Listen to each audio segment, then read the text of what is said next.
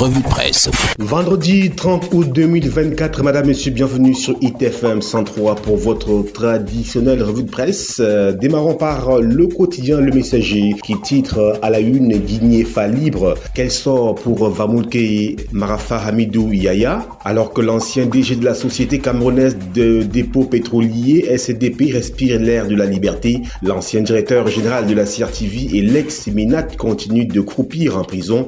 Page 3 du quotidien Le Messager pour plus de détails. Toujours avec Le Messager, émergence du village Tchécos, finale en apothéose sur les montagnes. Pour le promoteur Emmanuel Bomoking, le derby qui oppose les Massambia au Nyamal sera explosif. Poursuivons avec un autre journal, c'est le quotidien également Info Matin, débat télévisé, le CNC en apôtre de la paix à Info TV. À la tête d'une forte délégation, le Conseil national de la communication a entretenu ce 29 août à Yaoundé le personnel sur la nécessité de recadrage lors des débats.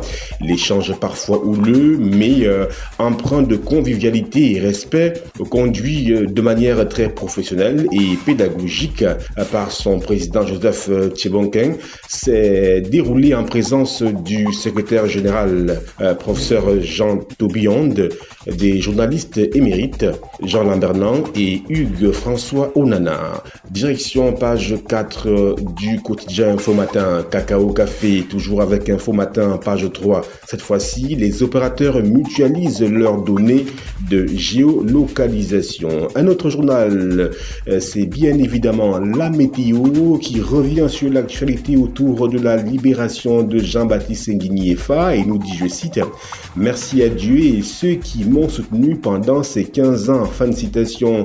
Il s'agit bien des propos de Jean-Baptiste Nguigny-Efa, désormais libre, à la faveur donc d'une messe d'action de grâce ce 29 août en son domicile à Yaoundé. Suite à sa libération, le même jour, le docteur d'État en chimie a également exhorté ses proches, amis et connaissances, venus très nombreux, de prier pour tous les prisonniers, car, a-t-il ajouté, tout le monde peut aller en prison, et de conclure qu'aussi longtemps que son cerveau fonctionne, il sera utile à sa famille et son pays. Page 3 pour plus de détails.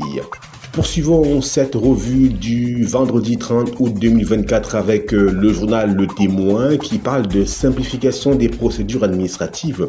Yaoundé nécessaire en cas de force majeure, nous dit ce journal. Toujours avec le journal Le Témoin, 3e édition du concours d'écriture en langue nationale. Le directeur général de la CIL présente le projet au MINAC.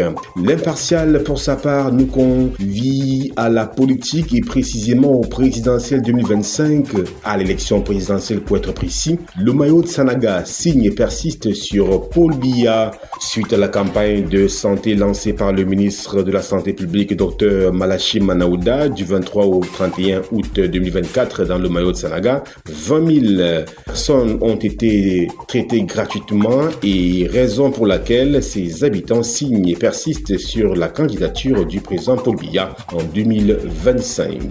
Le quotidien Eco News, pour sa part, nous parle de nationalisation des néos. La surenchère d'actifs dénoncée par l'État du Cameroun est à lire dans les colonnes de ce journal. Eco Santé, pour sa part, renaissance du Lanavette, l'ascension stratégique de Dr Abel Wad au cœur de la santé animale au Cameroun. La Voix des jeunes s'invite à cette dernière édition de la semaine de la revue de presse. Nous sommes, faut-il le rappeler, le vendredi 30 août 2024. Suspension des frais d'APE, la volte-face du Minesex, la grosse interrogation qui barre la une de ce journal, annoncé suspendu en juillet dernier pour l'année scolaire 2024-2025. Les frais d'APE sont toujours exigés par de nombreux établissements scolaires.